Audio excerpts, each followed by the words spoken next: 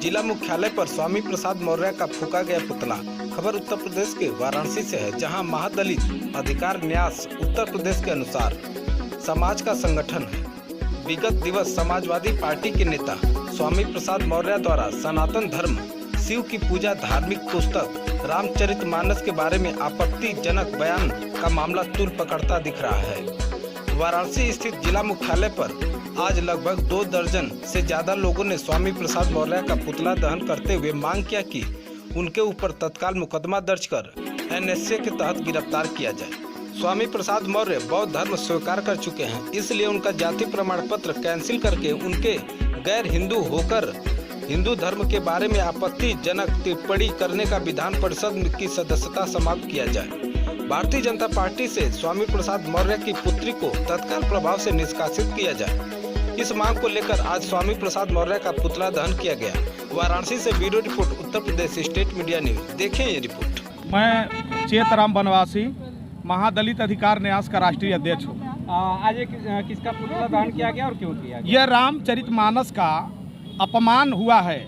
जो सबरी वंश में रामचरितमानस में सबरी वंश का मैं हूँ। सबरी को राम से ये रामचरितमानस में सबरी को इतना सम्मान मिला है कि आज भगवान भी राम गए सबरी के घर, और गोस्वामी तुलसीदास के जो वचनों का इन्होंने स्वामी प्रसाद मौर्य ने अवहेलना किया है कि ढोल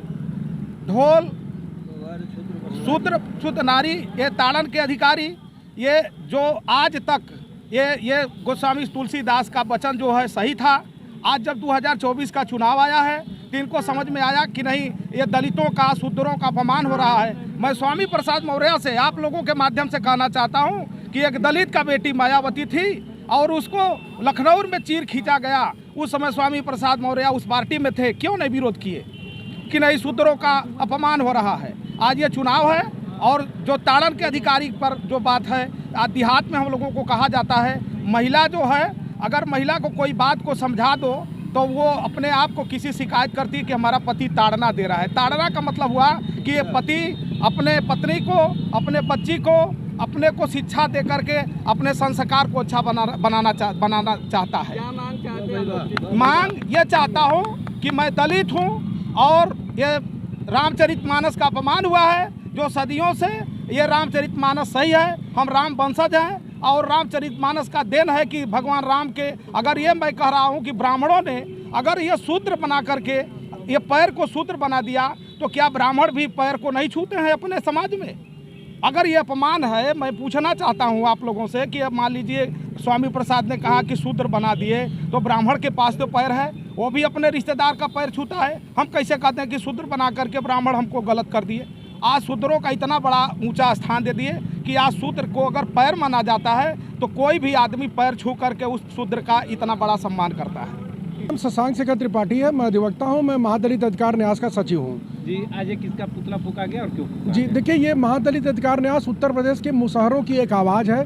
कम से कम 20 लाख की आबादी मुसहरों की पूरे उत्तर प्रदेश में है, जिसके मुखिया चेतराम जी हैं। चेतराम जी को और हम सब लोगों को इस बात का दर्द है कि जो गोस्वामी तुलसीदास जी ने लिखा, ढोल गंवार शूद्र पशु और नारी सकल ताड़न, ताड़ना नहीं शब्द है, ताड़न के अधिकारी, मतलब अगर आप ढोल है उसको अगर आप खींचेंगे नहीं तो बजेगा नहीं।